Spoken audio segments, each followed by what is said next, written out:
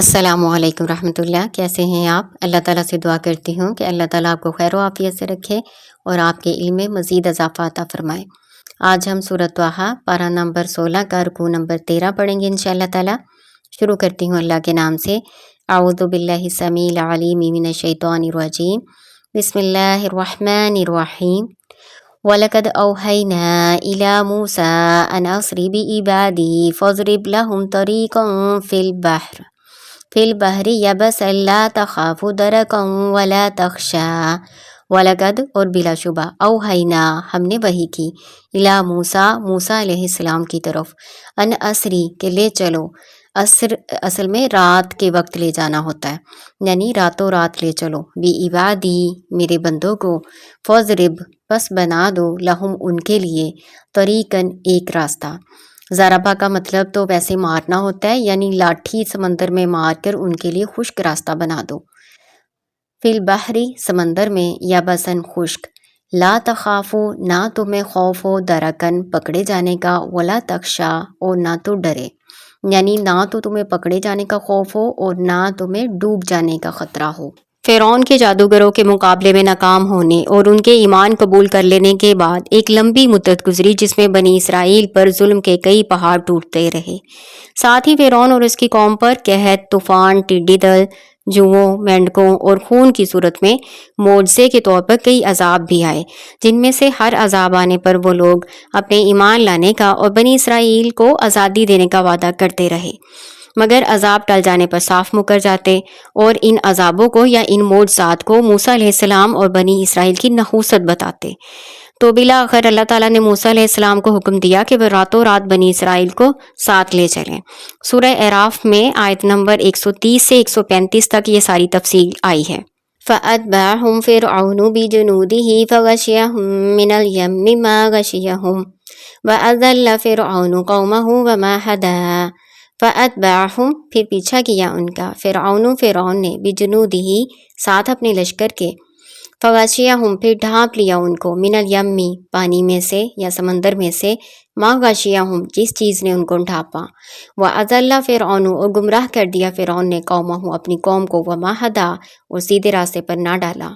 جب فرعون نے اس راستے پر بنی اسرائیل کا پیچھا کیا جو خاص طور پر اللہ تعالیٰ نے ان کے لیے خشک راستہ سمندر میں بنایا تھا، تو اللہ تعالیٰ کہتے ہیں کہ ان کو سمندر سے ایسی عظیم چیز نے ڈھانپ لیا جو انسانی بیان میں نہیں آ سکتی۔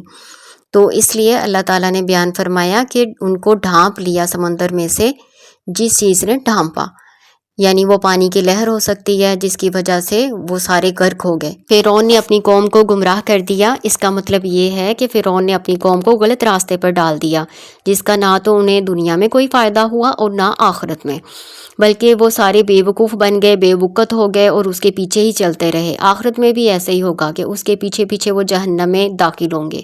یا بنی اسرائیل قد انجیناکم من عدوکم وواعدناکم جانب الطور الایمن ونزلنا علیکم المن والسلوی۔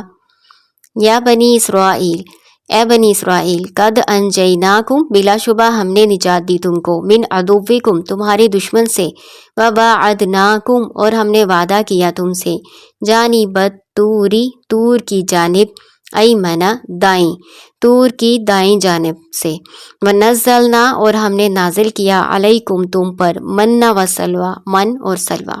ان آیات میں اللہ تعالیٰ بنی اسرائیل کو اپنے احسانات یاد کرواتے ہوئے کہہ رہے ہیں کہ اے بنی اسرائیل یاد کرو کہ میں نے تمہیں غلامی سے نجات عطا فرمائی، یعنی فرعون نے ان کو جو غلام بنا کے رکھا تھا، اللہ تعالیٰ نے فرعون کو غرق کر دیا اور ان کو نجات عطا فرمائی۔ دوسری جو نعمت یہاں پہ ذکر کی گئی ہے وہ یہ کہ دینی احکامات پر مشتمل کتاب یعنی تورات عطا فرمائی، وہ ان کے لیے ہدایت کا ذریعہ تھی۔ اس کے علاوہ اللہ تعالیٰ نے یہاں من اور سلویٰ کے پاکیزہ رزق کا خاص طور پر ذکر کیا ہے۔ یہ تین احسانات اللہ تعالیٰ نے اس آیت میں یاد کروائے ہیں بنی اسرائیل کو۔ کلوا من طیبات ما رزقناکم ولا تطغوا فیہ فیحل علیکم غضبی ومن یحلل علیہ غضبی فقد حوی وانی لغفار لمن تاب وآمن وعمل صالحا ثم اہتدی۔ कुलू खाओ, मिन तय्यिबाती पाकीज़ा चीज़ों में से, मा रज़क़नाकुम जो रिस्क दिया हमने तुम्हें, वला ततगऊ और ना तुम सरकशी करो फीही इसमें, फ़यहिल्ला फिर उतरेगा अलैकुम तुम पर गज़बी मेरा गज़ब, वमन यहलिल अलैहि गज़बी और जिस पर उतरा गज़ब मेरा, फ़क़द हवा बस वो हलाक हो गया, व इन्नी और बेशक मैं लगफ़ारुल लिमन ताबा यकीनन बहुत बख्शने वाला हूँ उसको जिसने तौबा की, व आमना और ईमान लाया, व अमिला स्वालिहन और अमल किया नेक, तुम महतदा फिर वो हदायत पा गया। आयत में अल्लाह ताला फरमा रहे हैं कि खाओ पियो लेकिन हद से ना बढ़ो। हद से बढ़ने का मतलब क्या है? रिस्क में हद से तजावुज़ ये है कि दूसरे का हक ना खाया जाए, नाशुक्री या फजूल खर्ची ना की जाए, नेमत मिलने पर इतराया ना जाए, रिस्क में से वाजिब हकूक़ अदा किए जाएं, अल्लाह ताला की नाफरमानी में खर्च ना किया जाए, बल्कि अल्लाह ताला की फरमाबरदारी में अल्लाह ताला की दी हुई नेमतों को खर्च किया जाए। और जो इस तरह के गलत काम करेगा ना तो अल्लाह ताला कहते हैं कि उस पर मेरा गज़ब नाज़िल होगा, और जिस पर अल्लाह ताला का गज़ब नाज़िल हुआ वो हलाक हुआ। यहाँ हलाकत के लिए हवा का लफ्ज़ इस्तेमाल किया गया है। हवा यहवी ऊंची जगह से गिरना, ऐसा गिरना कि जिसके बाद उठा ना जा सके। अगली आयत में अल्लाह ताला फरमाते हैं व इन्नी लगफ़ारुल लिमन ताबा व आमना व अमिला स्वालिहा।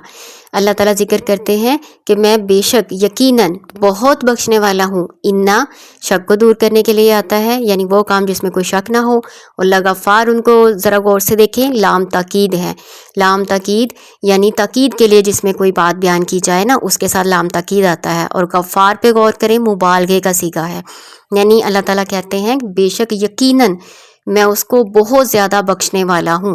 वो कौन सा शख्स है जिसको अल्लाह ताला ने ताकीद के साथ और शक के बगैर अल्लाह ने कहा कि मैं उसको बख्शूँगा और बहुत ज़्यादा बख्शूँगा? उसमें 3 शराइत हैं। मन ताबा जिसने तौबा की, व आमना और ईमान लाया, व आमिला स्वालिहा और नेक अमाल किए। फिर जिक्र किया गया तुम महतदा, यानी ये 3 अमाल करने वाले वो हदायत पा गए। यानी हदायत पाने से मुराद ये सारे अमाल करना और आखिर दम तक सीधे रास्ते पर कायम रहना ही हदायत है।